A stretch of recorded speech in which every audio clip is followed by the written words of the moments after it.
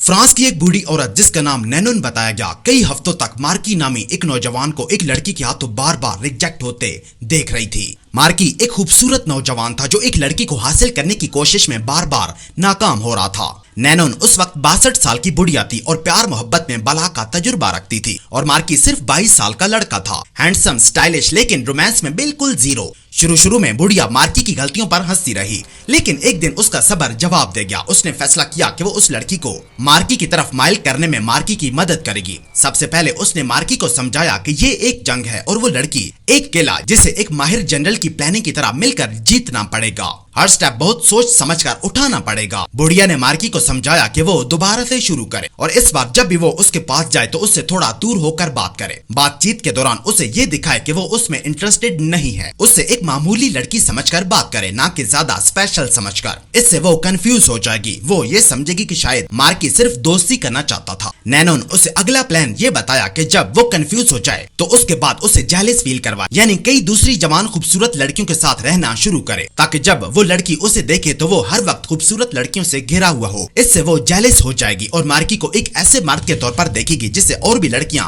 पसंद करती हैं। बुढ़िया ने मार्की को कहा कि जब कोई औरत किसी मर्द में इंटरेस्टेड होती है तो वो ये भी देखना चाहती है कि दूसरी औरतें भी उसमें इंटरेस्टेड हों। इससे उस मर्द की वैल्यू बढ़ जाती है, उसे हासिल करना मजीद मुश्किल लगता है। इसके बाद बुढ़िया ने मार्की को मजीद कहा कि जब वो जेलस हो जाए तो तब उसे कंफ्यूज करे, ऐसी गैदरिंग में ना जाए जहाँ वो हर वक्त उसे एक्सपेक्ट करती है। फिर अचानक वो उसे ऐसी जगहों पर नजर आए जहाँ उसने उसे पहले कभी नहीं देखा। बुढ़िया पीछे बैठकर सब कुछ मॉनिटर कर रही थी और मार्की बुढ़िया की बताई टेक्निक्स पर दिन रात काम कर रहा था। कुछ दिनों के बाद मार्की ने महसूस किया कि वो लड़की अब उसकी बातों पर ज्यादा खुल कर हंसने लगी है। उसकी बोरिंग कहानियां भी ज्यादा ध्यान से सुनने लगी है और उसके बारे में मजीद जानने के लिए सवाल करने लगी है। चंद ही हफ्तों की बात थी कि मार्की ने लड़की का दिल जीत लिया।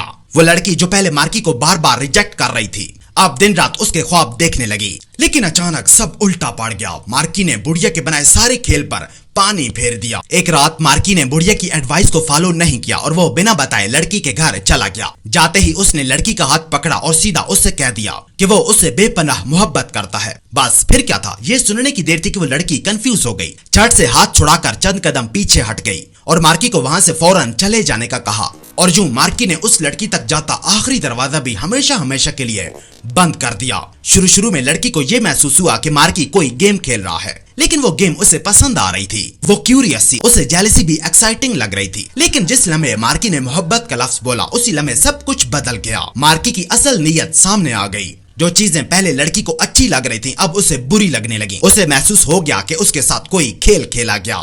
इस पूरी कहानी का खुलासा यह है कि कभी भी लोगों को ये मौका मत दें कि वो आपकी असल नीयत समझ सकें। उनका ध्यान हमेशा भटकाए रखें, उन्हें हमेशा अंधेरों में रखें। कभी भी अपना असल मकसद उनके सामने जाहिर मत होने दें। अगर प्लानिंग के दौरान लोगों को आपके असल इरादों का पता चल गया तो आपका बनाया सारा का सारा खेल खराब हो सकता है।